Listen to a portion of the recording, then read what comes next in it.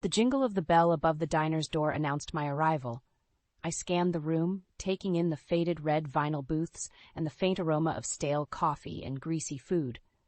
This was exactly the kind of place I'd been looking for, somewhere to blend in, to start over without drawing attention. "Just one?" The voice of the middle-aged waitress snapped me out of my thoughts. "Yes, please." I forced a polite smile. She led me to a booth by the window and handed me a laminated menu. "Take your time, hon." As she walked away, I let out a slow breath, trying to shake off the lingering unease that had followed me since leaving Boston. This was a fresh start, a chance to leave the past behind. I had to make it work. The bell jingled again, and a man strode in, his confident gait instantly commanding attention. He caught my eye and flashed a smile that made my heart skip a beat. There was something disarmingly familiar about him, like a memory I couldn't quite place. "A new face in town, huh?" he remarked casually, sliding into the booth across from me. I tensed, my guard immediately rising. "Yeah, just moved here," I replied, forcing another smile. "What gave it away?" He chuckled softly, his piercing blue eyes studying me intently. "Oh, just a hunch. Small towns don't get many newcomers." "So, what's your name?" he asked, extending a hand. I hesitated for a moment before taking it. "Alice," I said reluctantly. "Alice Grant." "James," he nodded, a grin spreading across his face. "James Rivers." His grip lingered a beat too long, and I couldn't shake the feeling that he knew more about me than he let on. I pulled my hand back, suddenly regretting my decision to come here. "So, Alice," James leaned back, his gaze never wavering, "what brings you to our little slice of paradise?" I swallowed hard, struggling to maintain my composure. "Just needed a change of scenery," I replied, trying to sound casual. "Ah, I see." He nodded slowly, his expression unreadable. "Well, let me be the first to welcome you. I have a feeling we're going to get to know each other real well." As he stood and walked away, I couldn't help but wonder what exactly he meant by that, and more importantly, how much did he already know about the life I was so desperate to leave behind. The next few weeks passed in a blur as I settled into my new life in the small town. I found a job at a local bookstore, relishing the peace and quiet it offered. The owner, an elderly woman named Mrs. Henderson, seemed content with my desire to keep to myself. "You've got a real gentle way about you, dear," she remarked one afternoon as we restocked the shelves. "Not like most of the young folks these days." I smiled politely, grateful for her kindness but wary of getting too close. The last thing I needed was to let anyone in, to risk them uncovering the truth about my past. As the days went by, I couldn't shake the feeling that I was being watched. Every time I stepped out of my apartment, I half expected to see that familiar smirk, those piercing blue eyes studying me from a distance. James Rivers. Our encounter at the diner had left me deeply unsettled, and the fact that I hadn't seen him since only amplified my paranoia. Was he watching me, waiting for the right moment to make his move? Or was I just being paranoid, my past trauma clouding my judgment? One crisp autumn evening, as I was closing up the bookstore, the bell above the door jingled, and there he stood, hands in his pockets, that infuriatingly casual smile plastered across his face. "Well, well, if it isn't the mysterious Miss Grant," he drawled, sauntering toward me. "Working hard, I see." I tensed, my fingers tightening around the stack of books I was holding. "What do you want, James?" He held up his hands in mock surrender. "Easy there. No need to get defensive. I'm just making conversation." "Well, I'm not really in the mood for conversation," I snapped, brushing past him toward the front counter. He followed close behind, his footsteps echoing in the empty store. "You know, you've been awfully hard to track down these past few weeks." I froze, my heart pounding in my chest. "Track down? What are you talking about?" James leaned against the counter, his gaze boring into me. "Oh, come on, Alice. You didn't really think you could just disappear, did you?" My mouth went dry as the realization washed over me. He knew. Somehow he knew about my past, about the life I'd left behind in Boston. "Who are you?" I demanded, my voice trembling. "What do you want from me?" A slow, cruel smile spread across his face. "Let's just say I'm a friend of an old acquaintance, and he's been very worried about you, Alice." I felt sick to my stomach, the walls closing in around me. This was it. My past had finally caught up with me, and there was nowhere left to run. My heart raced as James's words sank in. An old acquaintance? There was only one person that could mean Derek, my manipulative, controlling ex-husband who had made my life a living hell back in Boston. "You're working for Derek, aren't you?" I demanded, clenching my fists to hide the tremors running through my hands. James simply shrugged, that infuriating smirk never leaving his face. The man has deep pockets, and he's willing to pay handsomely to get what he wants. "And what exactly does he want?" I spat, feeling a surge of defiance rise within me. "Well, that should be obvious." James leaned in closer, his voice low and menacing. "He wants you back, Alice, and he's not going to stop until he gets what he wants." A chill ran down my spine at the implication behind his words. Derek had always been possessive, convinced that I belonged to him, that he could control every aspect of my life. The thought of being dragged back into that nightmare was almost too much to bear. "Tell him he can go to hell," I growled, standing my ground. "I'm not going anywhere with him or his lackeys." James's eyes narrowed, and for a moment I saw a flicker of something else behind that casual facade. Anger, maybe even a hint of admiration. "You've got spirit, I'll give you that," he conceded. "But you're playing a dangerous game here, Alice." He reached into his jacket pocket and pulled out a manila envelope, tossing it onto the counter between us. "Derek wanted me to give you these. Said you might need some convincing." With trembling hands, I opened the envelope and felt the blood drain from my face. Inside were a stack of photos, candid shots of me going about my daily life here in this small town, shopping at the grocery store, walking to work, even standing outside my apartment building. Derek had been watching me, tracking my every move. "He's not going to stop, Alice," James said, his voice taking on a softer tone. "He's obsessed with you, and he's got the money and resources to make life very difficult for you if you don't cooperate." I looked up at him, my eyes brimming with tears of frustration and anger. "So, what? I'm just supposed to give in? Let him control me again?" James held my gaze for a long moment, and I could have sworn I saw a flicker of something else in his eyes. Sympathy, maybe? "Look, I'm just the messenger here," he said finally. "But if I were you, I'd think long and hard about what's really important. Because Derek Wallace doesn't take no for an answer." With that, he turned and walked out of the bookstore, leaving me alone with the weight of his words and the sickening realization that my past had finally caught up with me. That night, as I tossed and turned in bed, memories of my life with Derek came flooding back, unbidden. The way he had slowly but surely isolated me from my friends and family. The constant put-downs and criticisms, chipping away at my self-worth until I was a mere shell of my former self. And the rage, that terrifying white-hot rage that would flare up at the slightest provocation, leaving me cowering in fear. It had started out so innocently, like it so often does. Derek was charming and attentive, sweeping me off my feet with grand gestures and lavish gifts. But as the months went by, the cracks began to show, the possessiveness, the jealousy, the need to control every aspect of my life. "You're mine, Alice," he would growl, his grip tightening around my wrist until I winced in pain. "Don't you ever forget that." And I didn't. How could I, when every day was a constant reminder of the power he held over me? The threats, the intimidation tactics, the promises of what he would do if I ever tried to leave. But one night, after a particularly brutal outburst that left me bruised and broken, something inside me finally snapped.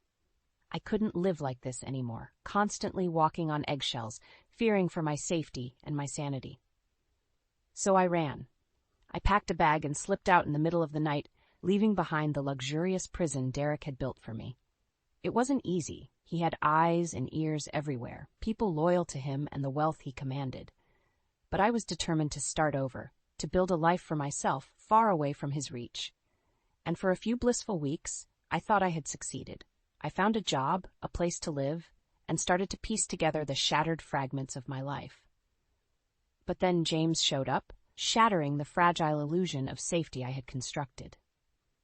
As the sun peeked through my bedroom curtains, I made a decision. I couldn't keep running, not anymore. If Derek wanted a fight, then that's what he would get.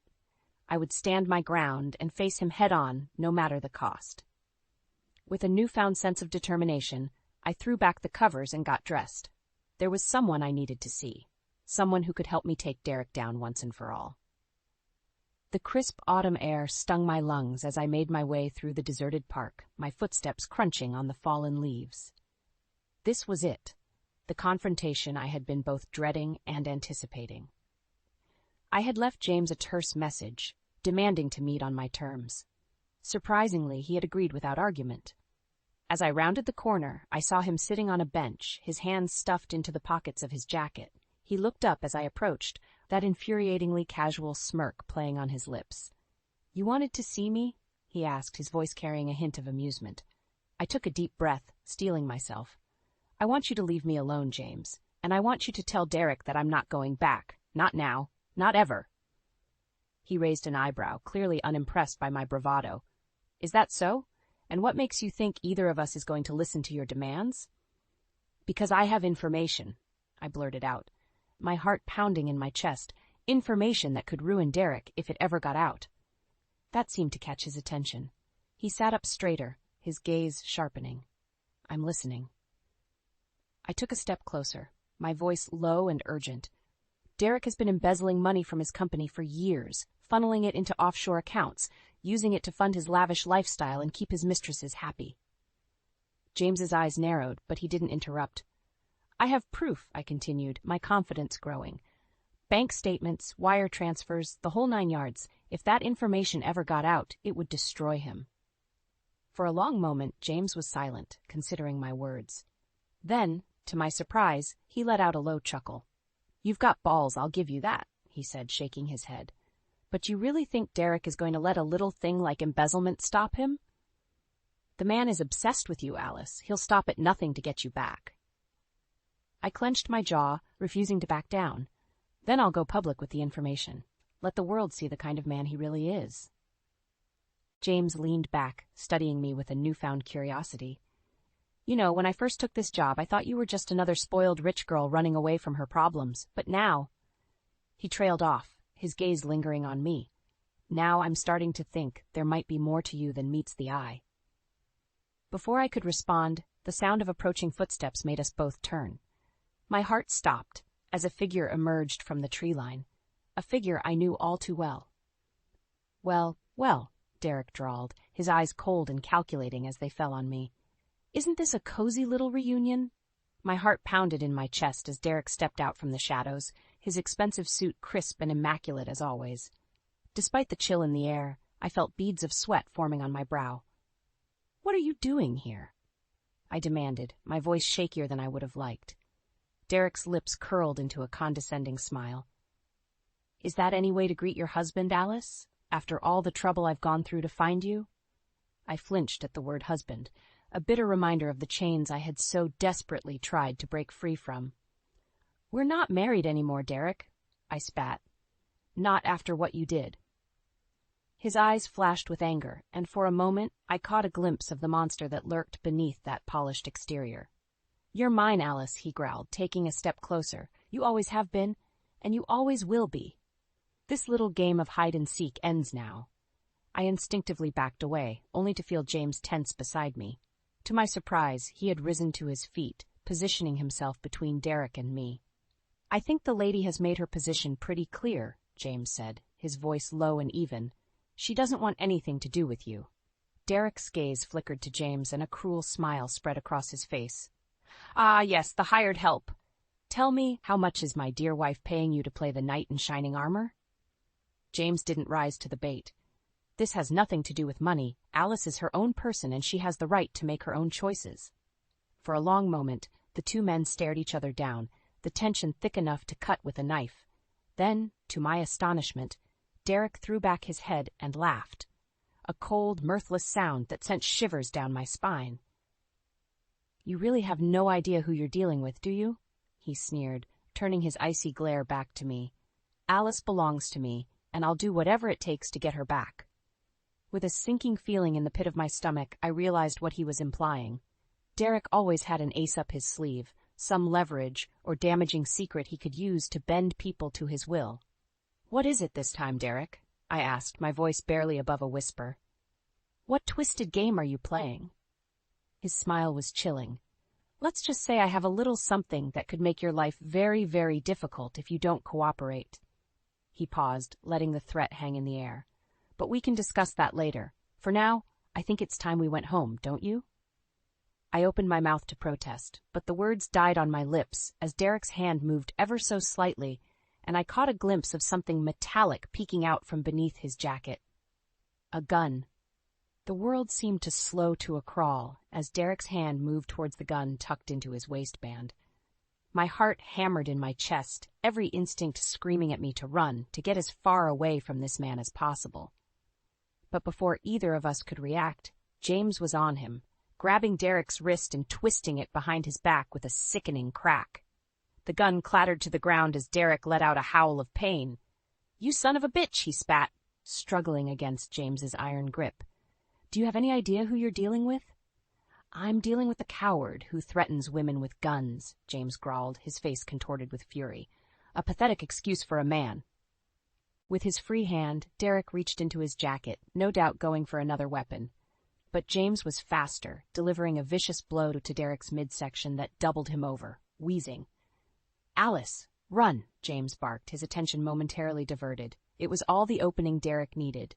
With a feral snarl, he wrenched himself free and lunged at James, the two men grappling viciously on the ground. I stood frozen, paralyzed by the brutal scene unfolding before me. "Go!" James shouted again, his voice strained as he fought to keep Derek at bay. "Get out of here!" Snapping out of my daze, I turned and ran, my feet pounding against the pavement as I fled the park. Branches scratched at my face and my lungs burned, but I didn't dare slow down, not until I had put as much distance between myself and Derek as possible. Finally, gasping for breath, I stumbled into the parking lot of my apartment complex, collapsing against the rough brick wall. My mind raced, replaying the events of the night over and over again. James had saved me. The man I had initially mistrusted, the one I thought was just another pawn in Derek's twisted game, had put himself in harm's way to protect me. And now, who knew what Derek was capable of doing to him? The thought made my stomach churn, and I knew I couldn't just leave him to face Derek's wrath alone. Not after what he had done for me. Steeling my resolve, I pushed off from the wall and made my way back towards the park, my heart pounding with a mixture of fear and determination. As I drew closer, I could hear the sounds of the struggle, grunts of exertion, the dull thud of fists connecting with flesh. And then, silence. I rounded the corner, and the sight that greeted me made my blood run cold. James lay motionless on the ground, a trickle of blood running from a gash above his eye, and standing over him, chest heaving, was Derek, his face twisted into a mask of pure rage. "Well, well," he sneered, turning his icy glare towards me. "Look who decided to come back." My heart pounded in my chest as I stared at Derek, his face twisted into a sneer of triumph. James lay motionless on the ground behind him, and a wave of guilt and fear washed over me. This was all my fault. If I had just gone back with the Derek like he demanded, none of this would have happened. "You just couldn't leave well enough alone, could you?" Derek spat, taking a menacing step towards me. "Had to go and play the hero, try to take me down." I opened my mouth to respond, but the words caught in my throat. What could I possibly say to reason with this man, this monster who had haunted my every waking moment for so long? "I'm done playing games, Alice," he growled, his voice low and dangerous. "You're coming home with me, one way or another." A flicker of movement in my peripheral vision caught my eye, and I turned to see James stirring feebly on the ground. Relief flooded through me. He was alive, at least for now. "Don't you dare touch her," James rasped, his words slurred as he struggled to push himself up. Derek let out a derisive snort. "Or what? You'll bleed on me some more." He turned back to me, a cruel smile twisting his lips. "You see what happens when you defy me, Alice? When you try to run?" My mind raced, desperately searching for a way out of this nightmare. I couldn't go back with him, not after everything he had put me through. But I couldn't bear the thought of anyone else getting hurt because of me, either. That's when I remembered the envelope, the one containing all the damning evidence of Derek's criminal activities. With trembling hands, I reached into my pocket and pulled it out, holding it up for him to see. "You want me, Derek?" I said, my voice wavering slightly. "Fine, but first you have to destroy this." His eyes narrowed as he registered what I was holding. "Where did you get that?" "Does it matter?" I countered, trying to project a confidence I didn't feel.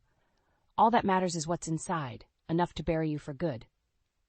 For a long moment, Derek was silent, weighing his options. Then slowly he extended his hand. Give it to me. I shook my head defiantly. Not a chance. You destroy it first, then I'll go with you. No tricks. A muscle twitched in Derek's jaw, but he seemed to realize he had no other choice. With exaggerated care, he reached into his jacket and pulled out a sleek silver lighter.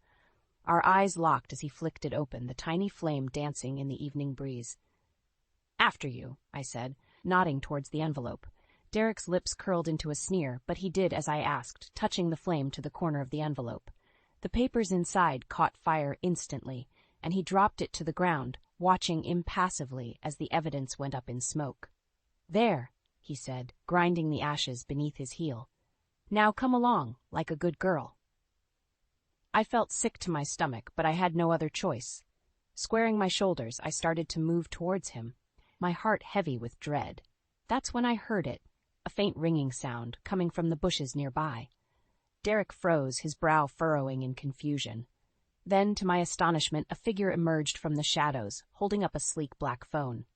You really should be more careful with your secrets, Derek, a familiar voice rang out. You never know who might be listening. Mia?